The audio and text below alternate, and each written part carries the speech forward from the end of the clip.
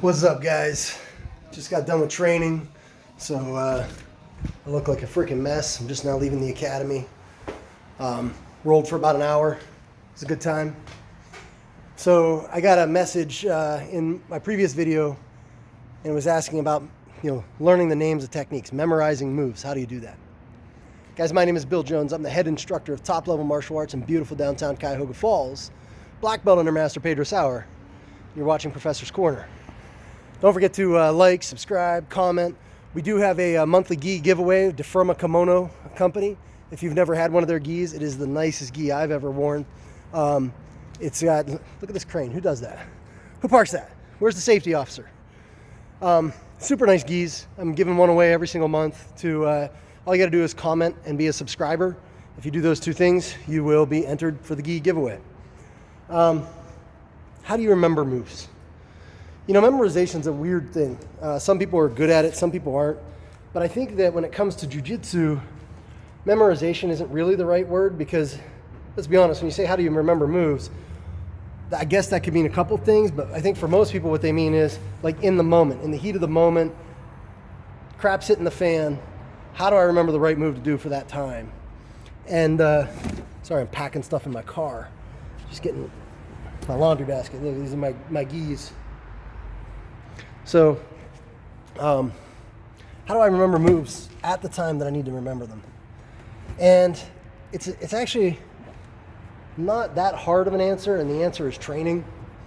You've just got to train it and drill it until your body remembers it. But I think there's a better answer than just training, because let's be honest, most of you train, you do something, you're training. Well, Bill, I train all the time, so what else can I do? What other options are there?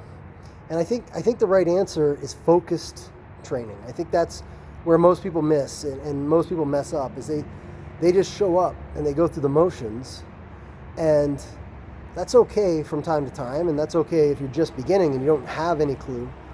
But once you start rolling on the regular and you've been training for a month, 2 months, you should know some moves, right? But it's like, man, why am I not remembering what to do? I'm in bottom side control and I'm trying to escape, and then I realize, I don't have my frames, or don't have my frames, or my sorry, I got distracted, or my underhook or something, So how do I remember to do that? And the answer is you got to have focused drill training. And there's a good interview that Joe Rogan does with Ben Askren, and he talks about this. Like a lot of times we go from, like in the Army, we called it crawl, walk, run, right? You would crawl, like you would learn a move or a sequence step by step by step. And then you would walk. So you would go slightly faster through that sequence, and then you would run. You would drill the sequence at full speed, whatever it was you were doing, whether it was aiming a rifle and firing, or whether it was, how to butt stroke somebody in the head. You had by the numbers, and then you had like kind of a middle range, and then you had go, go, go. So you need to do that in jiu-jitsu as well. And sometimes, depending on the way you train and the way your academy is, you've got to learn to do that on your own. And that's hard, I know, because you've got to put in extra time. But I don't know anything that anybody's good at, like really good at, that they've never put extra time in. You talk to anybody who's an expert in anything, and they didn't learn it all just in school. You get someone who has a PhD in physics. They like to read and practice physics for a hobby as well. They didn't just go to school for physics, and then that's how they know everything about physics. They practice that on a daily basis. Inside and outside, everywhere they are, they're applying it and looking for it. And it's the same thing with jiu-jitsu. Let's say you learn, an armbar from guard, and you want to start working, okay, every time the person does this, I've got to do the armbar. So the first thing is identify what the trigger is, and that's probably taught to you when you learn the move.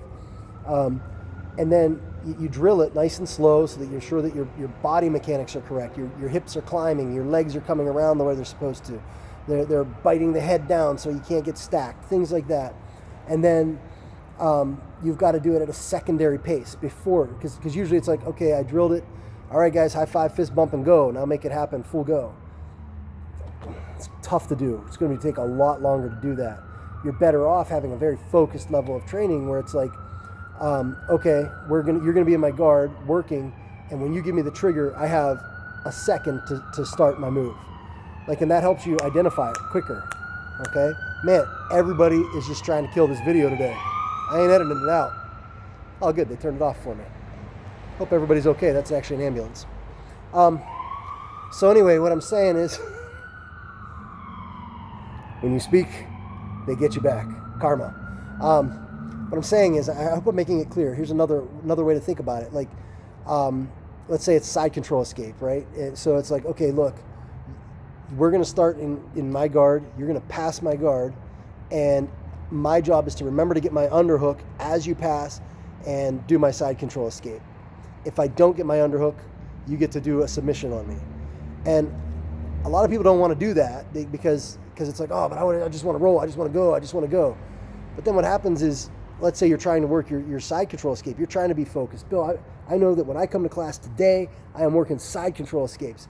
But you only get the side control 2 times.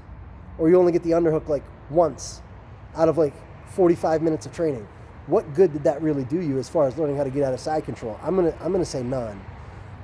You need to really parse down your training into segments. Instead of rolling for 45 minutes, drill. And you can drill fast and hard, and it's very situational. And you can drill and get a great workout and get really good at jiu-jitsu doing these very specified positional drills. And you'll get way more training in. And then when it's time for it to actually go, when you do high five, fist bump, it's going to be automatic. You're going to get that underhook. You're just going to do it. And that's really the best way to remember the moves while you're rolling. Secondarily, so if you're trying to remember moves while rolling, that is, without a doubt, drilling and specified drills are the number one way to do it. When it comes to just remembering how to do moves. So let's say I look at you and I say, show me an armbar from the guard, a triangle from the guard, and a scissor sweep. And you're like, what is that? You know you've learned it, but you don't remember the names and stuff of them. That's as simple as it is to say, that's just memorization. And that's easy for some people, hard for others. I don't know if that guy's starting a tractor or what, lawnmower? It's like November 26th. I'm in a parking deck. Why has he got a lawnmower? It's not actually a lawnmower, but definitely needs to get that car fixed. I guess I'm going to make the 10-minute minimum for YouTube, huh? All right, so, memorization. And the easiest thing to do for that is to just have someone ask you the names of moves and you just do the move. You're going to feel silly for a while, but it's how you're going to remember it. The good news is the more you remember that and the more you do stuff like that, the easier it will come later over time, because your brain's going to start automatically categorizing moves. The better you understand positions, the better you understand, okay, this is side control with an underhook, this is side control without an underhook, and that those are 2 different things and they have their own movement sets. And you start understanding sub positions. Oh, this is guard, but this is butterfly guard, and this is high guard, and this is, half guard, and this is knee shield guard, and this is, whatever crazy guard there is, you'll start memorizing those things and being able to better categorize the techniques into the positions. Okay, I'm in closed guard. How do I do that elevator sweep? Oh, I have to go to a butterfly style guard first. Half guard with butterfly or something like that, so that I've got my hook in so I can elevate. Got it. And once your brain starts picking up on those things, you'll start remembering them better. And quite frankly, it's just a matter. Make a list. Write a list of the moves you know. And say, okay, closed guard, cross choke, open my guard to armbar, open my guard to triangle. Okay, those are my submissions. Maybe you've got kimura, guillotine choke. All right, cool. Now for sweeps, I've got my sit-up sweep. I've got my scissor sweep. I've got, and you just start writing things down. And then the thing that I do that helps me memorize stuff is I just literally never stop thinking about it. And I know that sounds very crazy, but if I want to remember something and I want it to be good, for example, a defense I just learned from the honey hole, I'm constantly going over it in my brain, like thinking about, okay, where's the honey hole? Okay, put the foot in. All right, honey stick, got it. I just, in my mind, I go through every part of it, and it helps me remember. But I've been doing martial arts since I was 5.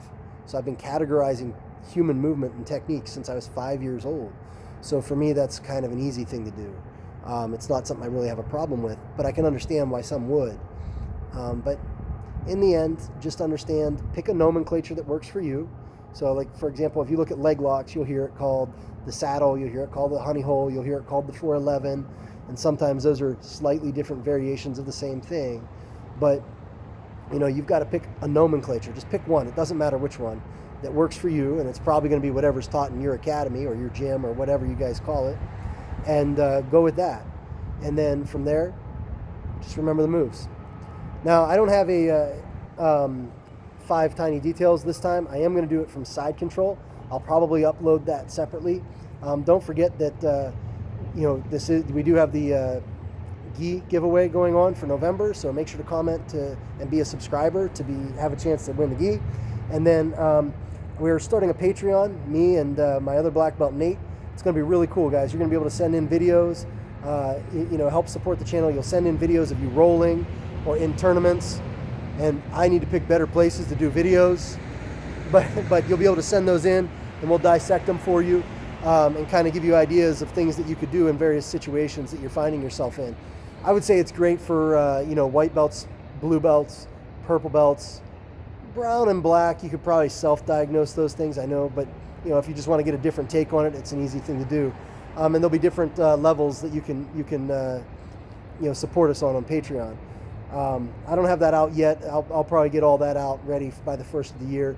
But I just want you to know it's coming, and I appreciate the support you guys already give. So stay tuned. Questions and comments below. Thanks for watching. Talk to you later. Maybe if I hit the stop button. There it is.